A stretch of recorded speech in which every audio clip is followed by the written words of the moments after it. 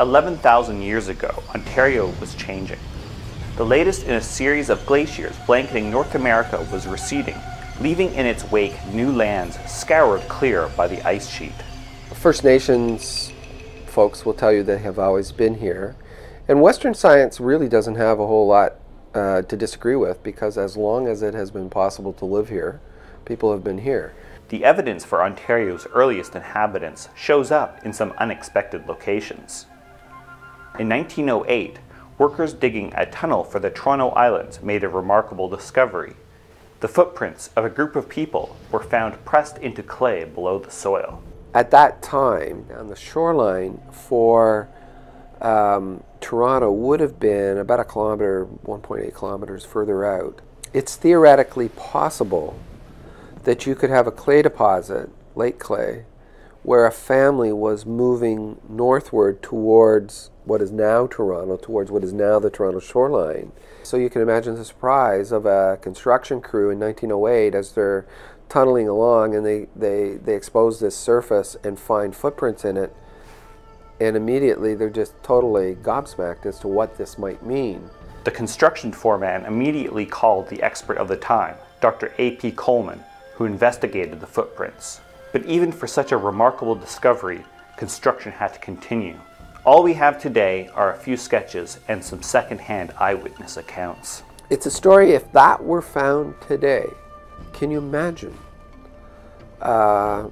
the attention of finding something like that would cause? 100 years later, our understanding and treatment of archaeological finds in Ontario has improved significantly. Before any major construction project can occur on undeveloped land, developers must perform a survey for historical artifacts.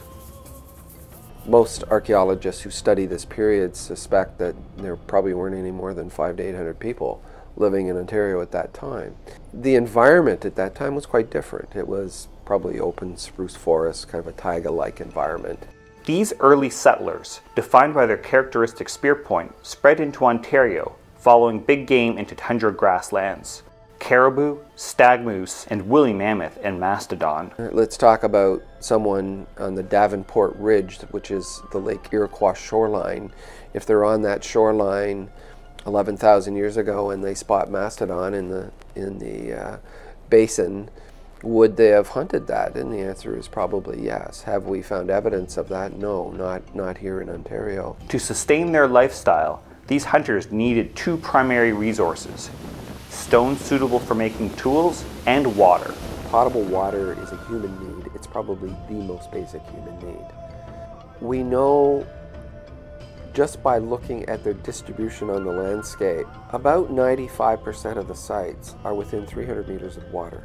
Water would have provided transportation, it would have provided trails adjacent to it for moving through the landscape, because everything else needs water as well.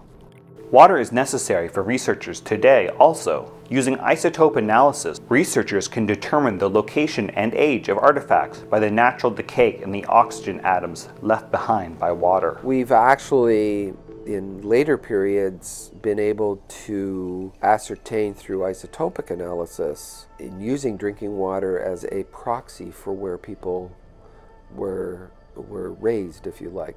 Through nitrogen isotopes, we're able to track what kind of fish they're eating, if it's from lake fish, from, for example, Lake Ontario.